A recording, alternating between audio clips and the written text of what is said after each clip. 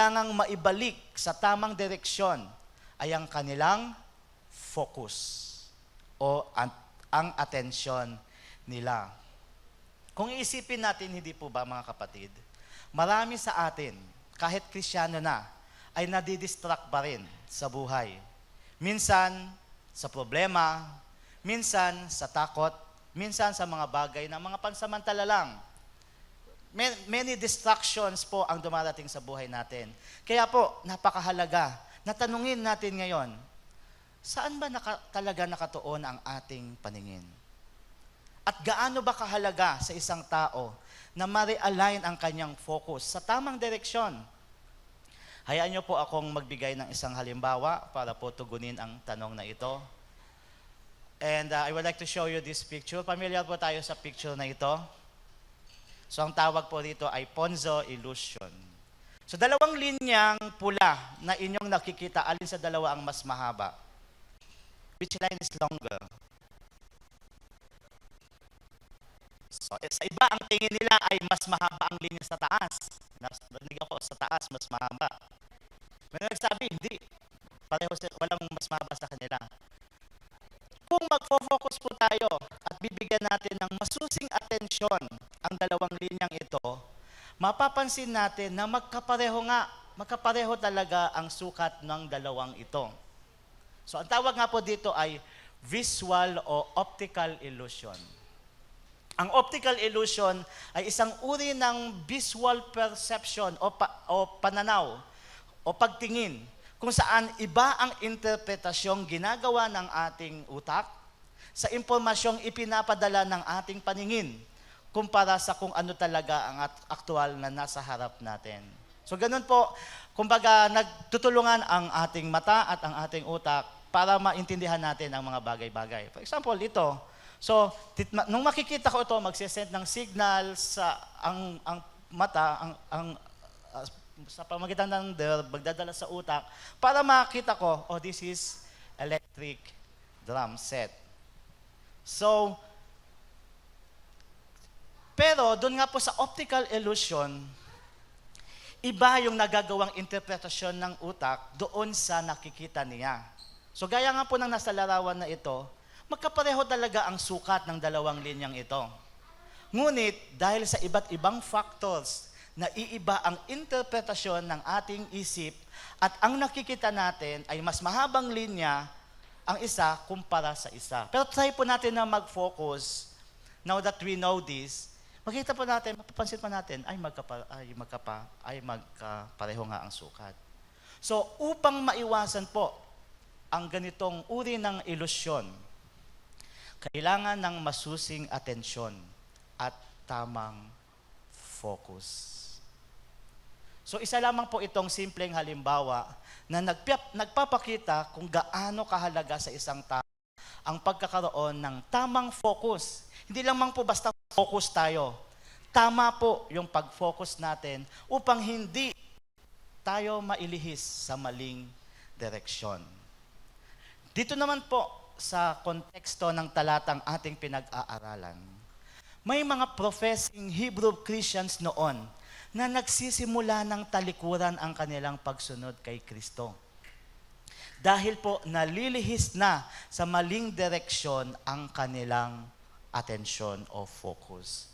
Na itutuon na nila ang kanilang atensyon sa matitinding pag-uusig, mga pagpapahiya sa kanila at sa mga suliranin sa buhay na kanilang nararanasan. Kaya naiisip nila, ay tama nga yata na babalik na lang ako sa dati kong pananampalataya. Yung Old Testament na pinulfill naman na ng Panginoong Hesus. Kaya po, upang matulungan ang mga mananampalataya na ma-realign ang kanilang atensyon sa tamang direksyon, ibinigay ng may akda ang pastoral na payo sa talata 1. Verse 1. Ang sabi ng author, therefore, since we are surrounded by such a great cloud of witnesses, let us throw off everything that hinders and the sin that so easily entangles. At ang encouragement niya, and let us run with perseverance. Huwag tayong tatalikod sa pananampalataya. the race marked out for us. So dito po sa talata na ating tinesent, kinuha ng may akda ng pastoral na liham na ito ang atensyon ng mga mananampalatayang Hebreyo at ipinatuon ito sa great cloud of witnesses na mistulang mga nakapalibot sa kanila. Nakatuon sila sa kanilang persecution. Nakatuon sila sa mga taong araw-araw halos ay umuusig sa kanila. Pero ang sabi ng pastor na nagsulat na ito, no, take off your focus from those people or from those trials and then tignan ninyo ang mga great cloud of witnesses na nakapalibot sa atin. So parang sinasabi niya, we have all these great people around us as examples. Nakapagbigay sila ng halimbawa. Their lives show us what faith really looks like. If you want to understand what is happening to your faith, tignan mo sila. Dahil naranasan na nila iyon sa kanilang pananampalataya. Kaya nga, we too should run the race before us and never quit. They did not quit then. Why should we quit now? Yun po ang mensahe sa kanila ng author na ito. At dito po natin makikita ang unang paraan kung paano natin i-realign ang ating focus sa buhay. We realign our focus toward the faithful ones who have gone before us. Ibig sabihin, i-realign natin ang ating atensyon patungo sa mga nauna na sa atin. Mga taong nanatiling tapat sa Panginoon sa kabila ng hirap, takot at pagsubok. Mabanggit ko lang po, narito si Pastor Ador, bisita natin. And he's an inspiration for us sa aming mga pastor. Kung how many simbahan ang naitayo sa kanyang mga sakripisyo. So we realign our focus toward those faithful ones who have gone before us and who have proven kung magtitiwala tayo sa Panginoon, mayroong mangyayari at magagawa. Now, sino-sino po ba ang great cloud of witnesses na tinutukoy sa talata? Dito sa verse 1. Silang mga great clouds of witnesses na gusto ng author, sa kanila tayo titingin. So sila po yung mga heroes of faith na inisa-isa ng may akda sa nakaraang kabanata. So sa chapter 11, sa Hebrews chapter 11, mula verse 4 hanggang verse 32, minention sila ng author na ito. So kabilang po dito sina Abel, si Enoch, si Noah, si Abraham, Isaac, Jacob, Moses, at marami pang iba. Sabi nga niya, kulang, hindi ko na babanggitin ng iba pa. Pero napakarami nila na mga nauna nang nakapagpatunay na mayroong katagumpayan sa mga nagtitiwala sa Diyos. And then, hindi lang niya na-mention sila, mababasa rin natin sa verses 33 to 39 ang patotoo tungkol sa kanilang pananampalataya. Ang sabi doon, we can check those verses, all of them had great faith, and with that faith they defeated kingdoms. They did what was right, and God helped them in the ways He promised. With their faith, some people closed the mouths of lions, and some were able to stop blazing fires. Others escaped from being killed with swords. Some who were weak were made strong. They became powerful in battle and defeated other armies. There were women, hindi lang mga men, there were women who lost loved ones but got them back when they were raised from death. Others were tortured but refused to accept their freedom. They did so that they could be raised from death to a better life.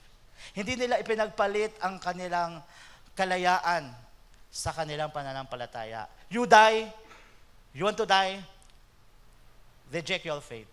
Sabi nila, we will hold on to our faith. Some were laughed at and beaten. Others were tied up and put in prison. They were killed with stones. They were cut in half. They were killed with swords. The only clothes some of them had were sheepskins or goat skins. They were poor, persecuted, and treated badly by others. The world was not good enough for these great people. They had to wander in deserts and mountains, living in caves and holes in the ground. But God was pleased with all of them because of their faith. Mga kapatid, gaya rin natin, sila ay mga karaniwang tao lamang. Ngunit nagkaroon sila ng kahangahangang patotoo dahil nanatili silang tapat sa Panginoon sa kabila ng matitinding pagsubok sa kanilang buhay. Pero hindi naman po kinakailangan na maitapon pa tayo sa kulungan ng mga leon para masabing matatag ang ating pananampalataya. Gugustuhin niyo pa bang maranasan niyon? Hindi rin kailangan na pumunta tayo dyan sa Baloy Beach at hatiin iyon sa gitna para makapanghikayat ng mga naliligo roon na manampalataya rin sila kay Jesus. O hatiin ko tong Baloy Beach at ang maniniwala, makakita, magtiwala kayo sa Panginoon. Hindi na po kailangan yon.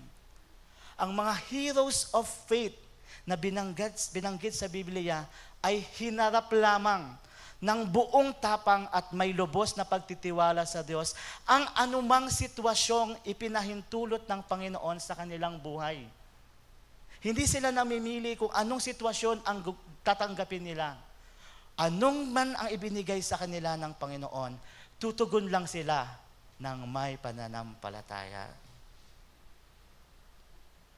Siguro, makapag-isip po tayo, mahirap ba ang makapagpundar ng sariling church lot at building dito sa Olongapo City? Dahil sa multi-million amount na kakailanganin para doon? Magtingin-tingin pa lang tayo ng lupang maliit dito, milyon-milyon na ang halaga. Yes, it's true. Mahirap po talaga. Minsan nakakalula yung halaga ng presyo ng lupa. Mahirap talaga dahil siguradong may mga sakripisyong kailangang gagawin. Posibleng mangangailangan iyon ng matinding pagtitiyaga at pagtitiis. Magbabago ang mga buhay ng mga miyembro ng iglesia ngayon kung magdidesisyon sila na, i-aim natin ito. Mangangailangan sila ng tibay ng loob laban sa frustrations and disappointments along the way. Hindi lang ng mga leader at mga pastor ng simbahan, kundi lahat ng mga miyembro. Totoo, maaaring maging napakahirap ng pagdaraanan, pero hindi imposible. Gaya ng mga nailistang heroes of faith, naging malaking hamon sa kanila ang pananatiling tapat sa pananampalataya, pero hindi naging imposible iyon. Hindi naging imposibleng tumahimik ang leon. Hindi naging imposibleng magpaikot-ikot ka sa napakainit na burning, fiery furnace. Hinarap lang nila iyon dahil iyon ang ibinigay sa kanila ng Panginoon. Ikaw kapatid, naharap ka ba ngayon sa isang matinding financial crisis? May pinagdaraanan ka ba na hamon sa iyong kalusugan at pangangatawan? May suliranin o alalahanin ka ba na hanggang ngayon ay hindi mo pa alam kung paano sosolusyonan? Tinatawag ka ba ngayon ng Panginoon sa isang gawain o ministry, ngunit nag-aatubili ka dahil sa bigat ng iyong responsibilidad sa pag-aaral, trabaho, negosyo, profesyon o sa ano paman? Kapatid, anuman ang kalagayan mo sa buhay, hinahamon ka ngayon ng salita ng Diyos na harapin ang mga pagsubok na ito ng buong tapang at may lubos na pagtitiwala sa Kanya habang inaalala kung paano hinarap ng mga heroes of faith noon ang kanilang mga hamon. Napakinggan na natin ang kwento nila, bata pa tayo. At nakita natin kung paano sila pinagtagumpay ng Diyos sa pamamagitan ng Kanyang biyaya. Ngayon, ang mahalagang tanong sa tinatalakay natin na ito ay, paano? Sabi, sasabihan sa atin, magtiwala tayo sa Panginoon. Tayo ay magpakatatag sa Kanya at huwag susuko. Paano? Paano natin naharapin ang mga hamon sa buhay? Ang sagot mismo ng talatang ating pinag-aaralan, sabi doon, let us throw off everything that hinders and the sin that so easily entangles, and let us run with perseverance the race marked out for us. This is what you should do so that hindi ka makatalikod sa iyong pananampalataya. Nakapanood na po ba kayo ng isang karera sa Olympics? So, sa mga kalalakihan, nabangan natin yung laban ng Dream Team US. Pero merong iba na napapanood din nila yung karera. Marathon or 100-meter dash. Sa ngayon po, si Usain Bolt pa rin ang kinikilalang isa sa mga pinakamabilis na runner sa mundo. Kahit nag-retire na siya. At kapag sumasali siya sa karera, napapansin po ba ninyo kung ano ang kanyang suot? Pati na rin yung mga kasuotan ng iba pang mga atleta na kasali sa takbuhan. Nagbibigay ba tayo ng attention doon sa mga suot nila? Meron ba sa kanilang tumatakbo na naka-Amerikana? O kaya mayroon bang naka-long sleeve at necktie? O kaya mayroon bang nakamakapal na sweater jacket dahil ayaw nilang ganawin habang tumatakbo? Can you imagine, mga kapatid? Sasali ka sa isang karera pero ang suot mo ay barong Tagalog, slacks at makintab na leather shoes. Gumaganyan-ganyan pa bago tatakbo. That would be foolishness, hindi po ba?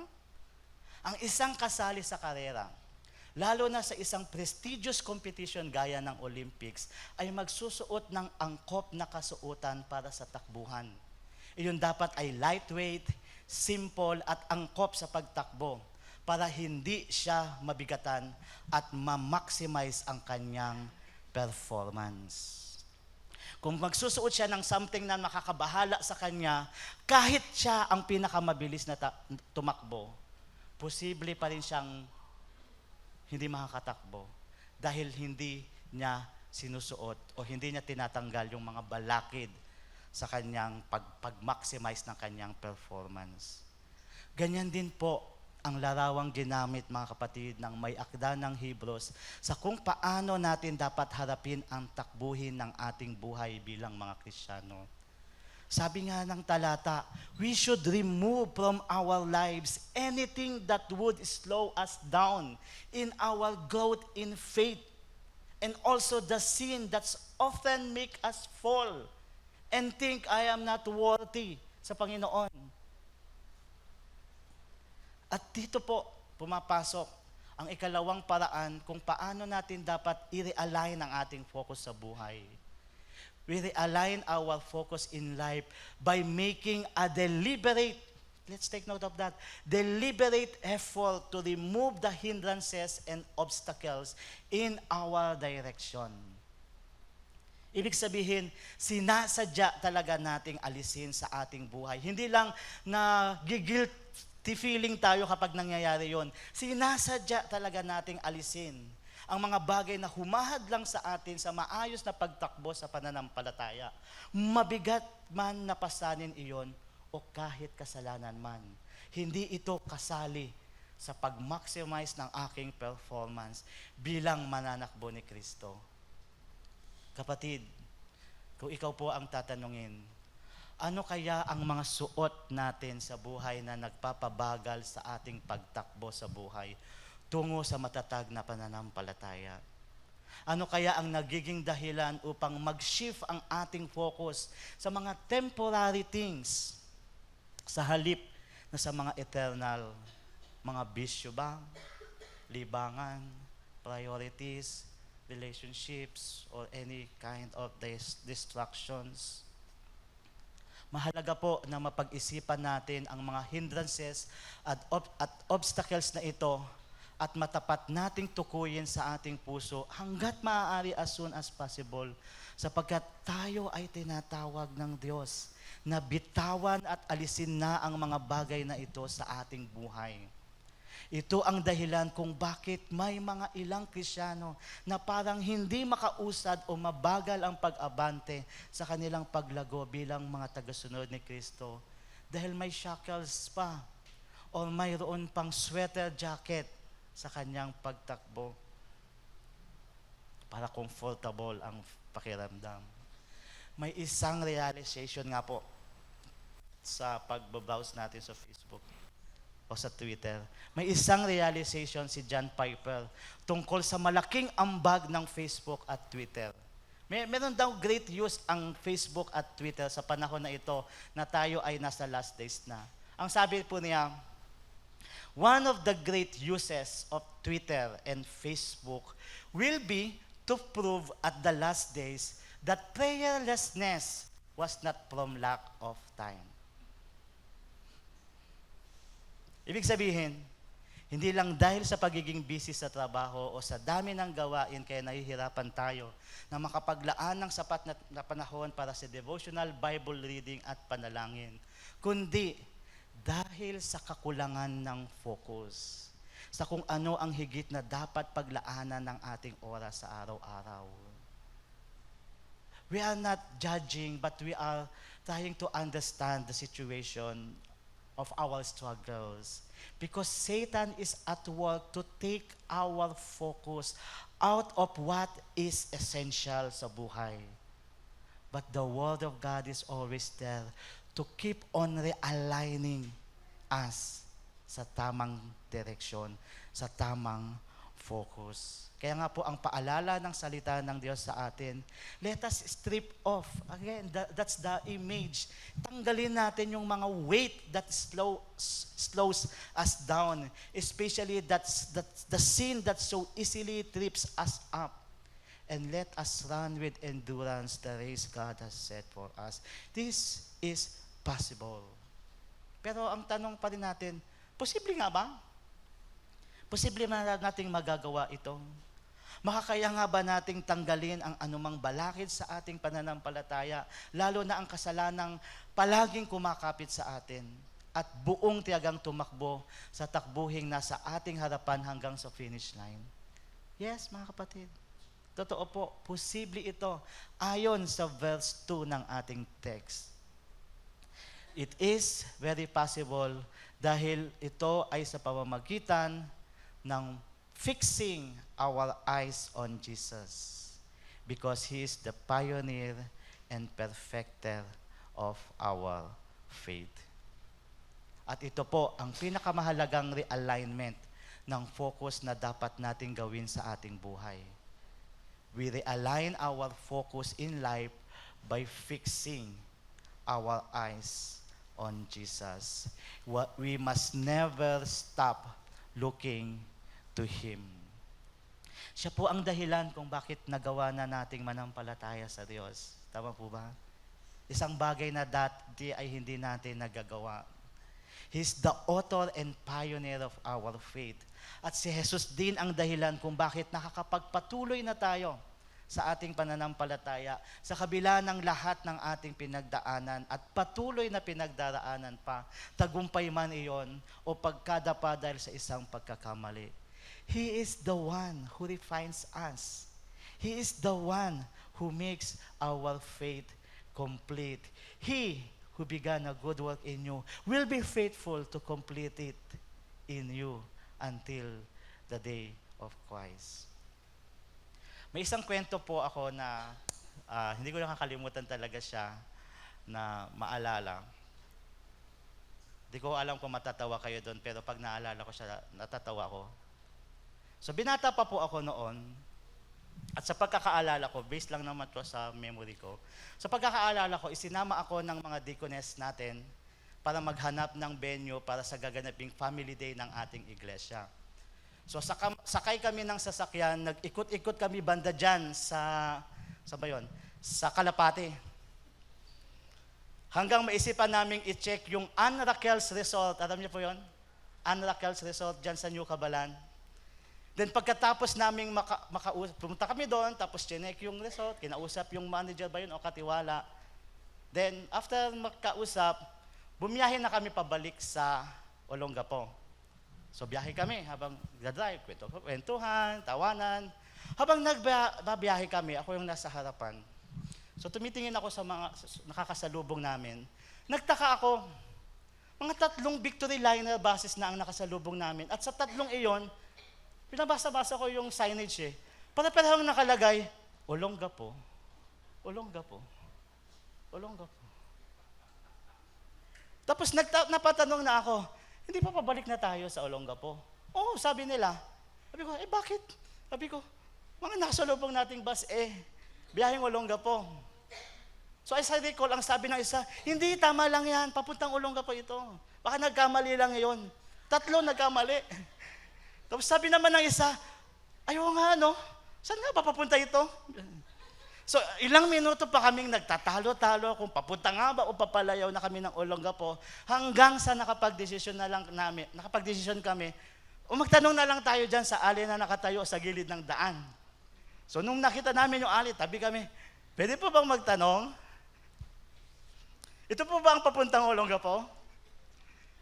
Ay, hindi po, sabi ng ali. Papunta po yan ng Manila, dito po ang papuntang Olongapo. Ay, thank you po. Pero yun yun, pare-pareho kaming taga-Olongapo. Nagbiyahe lang kami para maghanap ng resort para sa family day. Pero pag uwi namin, hindi na namin alam kung saan ang tamang daan pa uwi ng Olongapo. Alam niyo mga kapatid, ganyan din ang tendency ng tao sa buhay.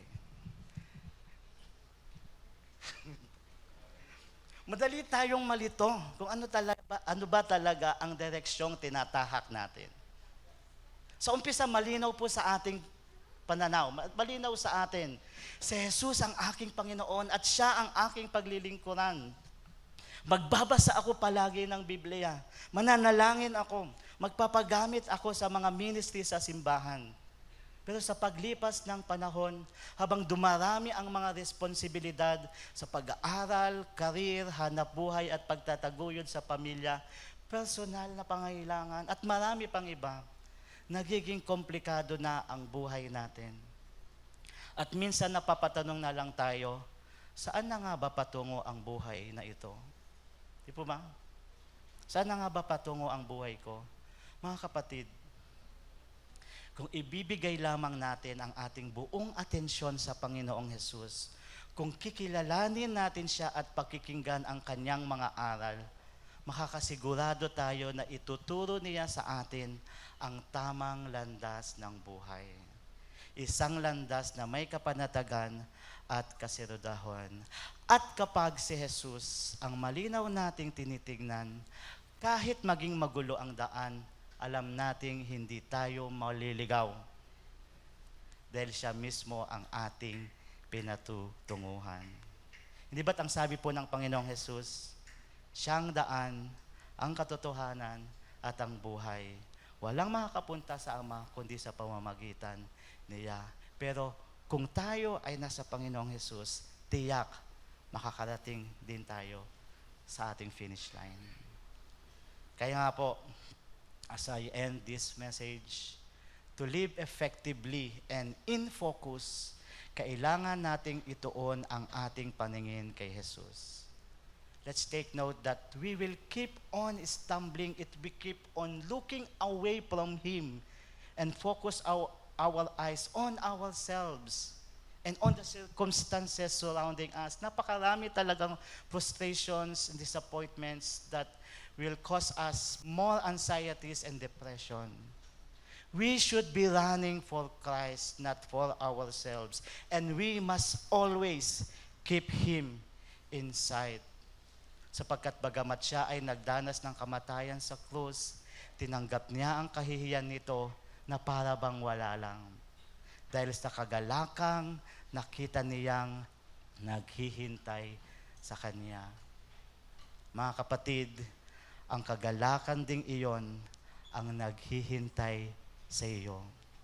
Naghihintay sa bawat isa sa atin as we focus our eyes on Him, the author and perfecter of our faith. To Christ be the glory. God bless us all.